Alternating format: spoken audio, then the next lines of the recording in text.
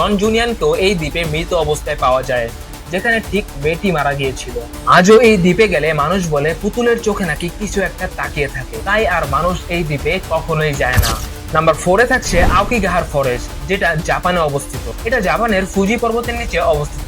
লোকেরা একে বলে দ্য সুইসাইড ফরেস্ট। প্রতি বছর এখানে অনেক মানুষ গিয়ে তারা আর ফিরে আসে না। সেখানের গাছপালা এতটাই ঘন এবং নিস্তব্ধ যে নিজের নিঃশ্বাসের শব্দ ছাড়া আর কোনো কিছুরই আওয়াজ শুনতে পারবেন না। জাপানের পুলিশ নাকি এখানে একটি বিশেষ দল পাঠায় যারা শুধু মৃতদেহ খুঁজে বের করে।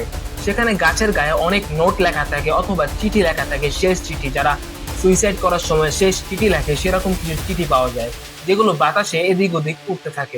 সেখানে যে বিশেষ টিম মৃতদেহ উদ্ধার করতে যায়, তারা যখন হাঁটে তখন তাদের মনে হয় যে তাদের পিছনেও কেউ হাঁটছে। তারপর যখন তারা পিছনে তাকায় তখন তারা কাউকেই দেখতে পায় না। এখন এই জঙ্গলটা শুধু একটি ভয়ঙ্কর জায়গাই না, এটা হচ্ছে একটি জীবন্ত দৃশ্য। পার্ট 3 দেখতে চাইলে এখনই সাবস্ক্রাইব করে কমেন্ট করুন।